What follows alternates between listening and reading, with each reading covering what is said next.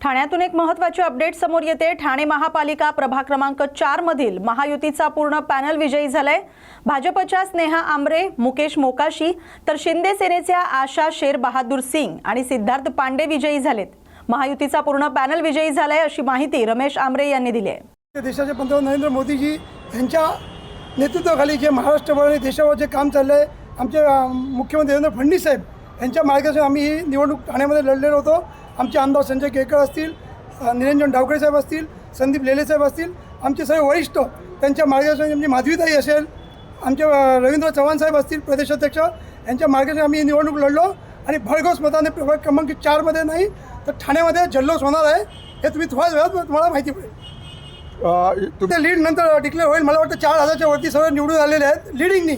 4000च्या वरची लीडिंगनी आमचे पूर्ण पॅनल महायुतीचं निवडून आलेलं आहे आणि ज्यांनी कोणी आमच्या विरुद्ध काही कटकास घातलं असेल त्यांचेही अभिनंदन। आता तुम्ही लीड पुन्हा एकदा निवडून जातं पहिल्यापेक्षा 100 पटीने नाही तर 200 पटीने फास्ट काम करणार आणि ज्या आमच्याकडे काही कामं राहिली असतील त्याला पहिलं प्राधान्य देणार आणि आपल्या इथलं जे हॉकर झोन आहे, त्यानंतर जे आपलं जे पार्किंगची समस्या आहे, ह्या ज्या मूळ समस्या आहेत त्याच्यावरती लक्ष देऊन हॉकर्सवरती अन्याय नाही होणार आणि पार्किंग पण व्यवस्थित झाली पाहिजे, कोणत्याही अन्याय नाही होणार, याप्रमाणे आम्ही काम करणार। आणि प्रभाग क्रमांक 4 मध्ये तुम्ही बघाल की पुढच्या 5 वर्षांमध्ये सर्वात सुंदर असा आमचा प्रभाग आम्ही करणार आहोत।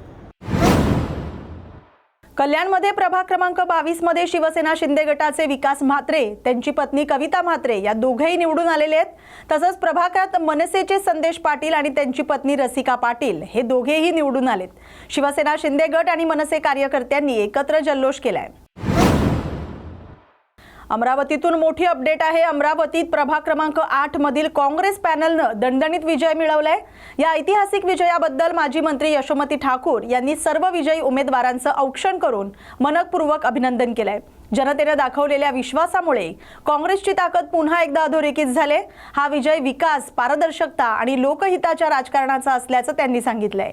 सर्व विजयी उमेदवारांना हार्दिक शुभेच्छा देत पुढील कार्यासाठी यश लाभो अशी सदिच्छा व्यक्त करण्यात आली। राज्यात 29 महानगरपालिका निवडणुकीचा निकाल लागतोय।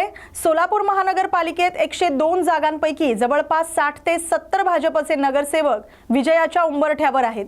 प्रभाग क्रमांक 19 मधील भाजपच्या पॅनलनं दिग्गज नेत्यांच्या पॅनलचा धुव्वा उडवलाय।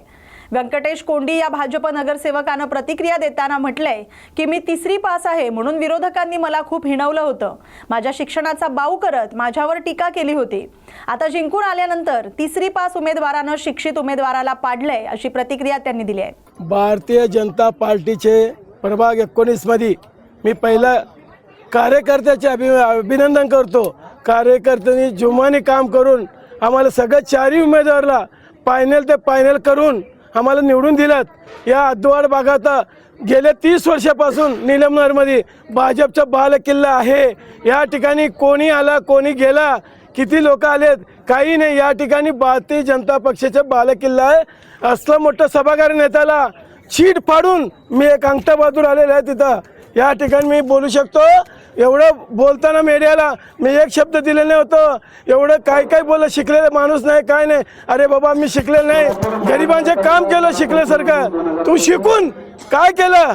माझ्या घरचे होते न शिकता 3000 लोकांना उज्ज्वला गॅस दिलेत, न शिकता शौचालय बांधलेत, न शिकता 1000 लोकांना रेशन कार्ड काढून दिले, न शिकता लाडकी बहिणीचे फॉर्म भरून दिलेत। तू काय केलं बाबा? आता बोलतो, आता हे आता मैदानात एवढे दिवस मी गप बसलो, शांती शांती म्हणले, पक्षाचे लोक बोले शांतीने काम करा।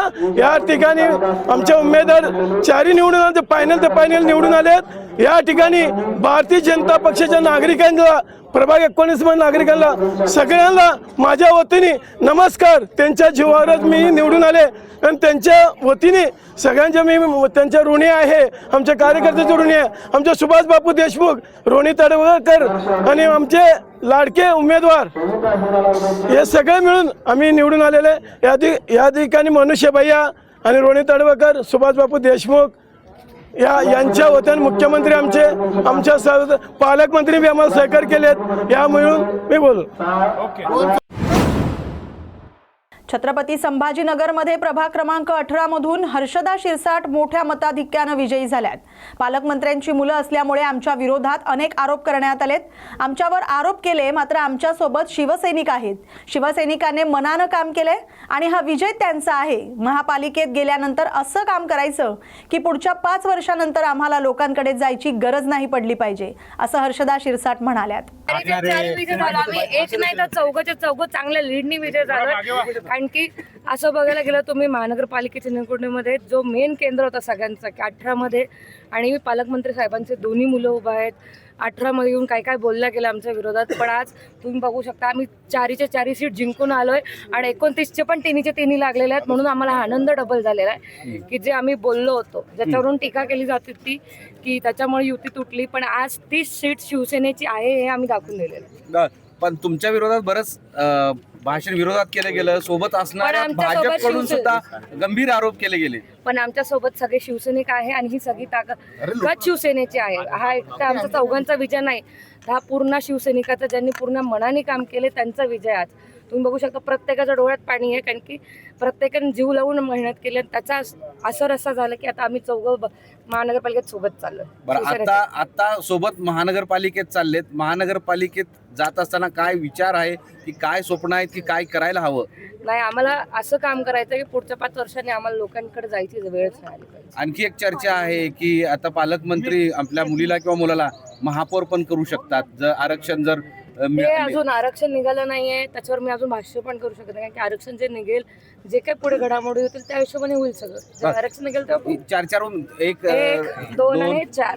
अच्छा, हे 4 हे पूर्ण आपल्या सोबत संजय मला याचा तर आनंद आहेच आहे, कारण की साहेबांना बरंच टार्गेट केलं होतं त्या या कारणामुळे.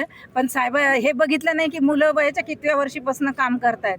समोरच्यांची आता बोलती बंद झालेली आहे आणि संमिश्र भावनेसाठी की आज जो काही इथे प्रकार घडला तो अतिशय निंदनीय आहे. त्यामुळे आम्ही थोडंसं मानसिक स्थिती आमची खुशीत जरी असली तरी ते थोडंसं आहेच आहे. आणि 19चे पॅनल आमचं थोडंसं हे झालं त्यामुळे थोडंसं वाईट वाटतंय, बाकी काही नाही. हा विजय कशाचा आहे?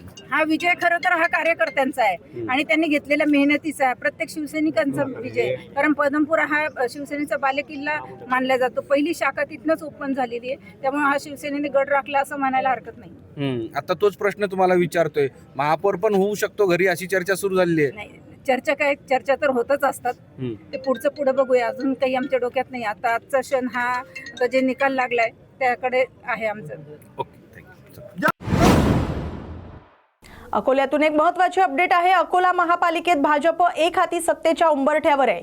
भाजपने आतापर्यंत 20 जागा जिंकल्यात, 23 वर आघाडी घेतली आहे. भाजप समर्थित अकोला विकास समितीचे 4ही उमेदवार विजयाच्या उंबरठ्यावर आहेत. अकोल्यात 80 पैकी 50 ची फिगर भाजप मित्र पक्षांसोबत गाठण्याची शक्यता आहे. भाजपचे दिग्गज विजयी होत आहेत. माजी महापौर विजय अग्रवाल, महानगराध्यक्ष जयंत मसने, सुनीता अग्रवाल, हरीश आलिमचंदानी, पल्लवी मोरे, विनोद मापारी हे विजयी झालेत. भारतीय जनता पार्टीने आमचे वरिष्ठ सर्व रणधीरभाऊ सावरकर, विजूभाऊ अग्रवाल, जयंतजी मसने, आमचे लाडके नेते विजयजी अग्रवाल आणि आमचे युवा खासदार अनुपजी धोत्रे यांनी आमच्यावर विश्वास ठेवून या पॅनलची निवड केली. जनतेने प्रभाग क्रमांक 6च्या जनतेने आम्हाला भरभरून मतदान करून आम्हाला निवडून दिलं.